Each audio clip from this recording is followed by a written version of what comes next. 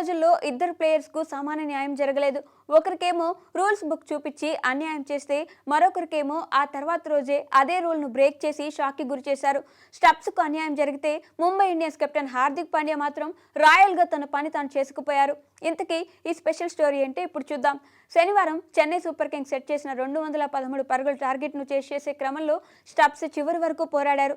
ఢిల్లీ జట్టును గెలిపించేందుకు దూకుడుగా ఆడిన స్టబ్స్ అనూహ్యంగా అవుట్ అవడంతో తీవ్ర అసహనానికి గురయ్యారు. పెవిలియన్కు చేరుకోగానే బ్యాట్ను విసిరేశారు. అంతేకాదు డ్రెస్సింగ్ రూమ్లో హెల్మెట్ను కోపంగా పడేశారు. అయితే స్టబ్స్ ఇలా చేయడానికి కారణం లేకపోలేదు.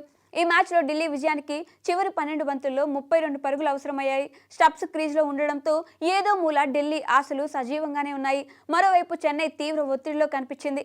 ఈ దశలో 19వ ఓవర్లో స్టబ్స్ గ్లౌస్ మార్చుకునేందుకు సిద్ధమయ్యారు. రూల్స్ ప్రకారం ఓవర్ మధ్యలో గ్లౌస్ మార్చుకునే ఛాన్స్ లేదు. దీంతో అంపైర్లు స్టబ్స్కు పర్మిషన్ ఇవ్వలేదు. ఇబ్బందికరంగా ఉన్న అవే గ్లౌస్తో బ్యాటింగ్ చేసి స్టబ్స్ అవుట్ అయ్యాడు. జమీ హోర్టన్ బౌలింగ్లో నూర్ అహ్మద్కు క్యాచ్ ఇచ్చి అవుట్ అవడంతో ఢిల్లీకి ఓటమి తప్పలేదు. దీంతో మ్యాచ్లో చెన్నై సూపర్ కింగ్స్ గెలిచింది. ఇంతవరకు బాగానే ఉన్న ఆ తర్వాత రోజు అంటే ఆదివారం రాయల్ ఛాలెంజర్స్తో జరిగిన మ్యాచ్లో ముంబై ఇండియన్స్ కెప్టెన్ హార్దిక్ పాండ్యా కోసం ఈ రూల్ను బ్రేక్ చేయడం వైరల్గా మారుతుంది. 241 పరుగుల బిగ్ చేజింగ్లో పాండ్యా ఓవర్ మధ్యలో గ్లౌస్ చేంజ్ చేసుకోవడం ఆశ్చర్యానికి గురి చేసింది. 2 సార్లు హార్దిక్ గ్లౌస్ చేంజ్ చేయడం గమనించాల్సిన విషయం. అయితే ఈ 2 సార్లు గ్రౌండ్లోకి గ్లౌస్ తీసుకొని వచ్చినా అంపైర్ ఆపలేదు. దీంతో ఇప్పుడు స్టబ్స్ ఇన్సిడెంట్ను చూపిస్తూ సోషల్ మీడియాను నెటిజన్స్ షేక్ చేస్తున్నారు.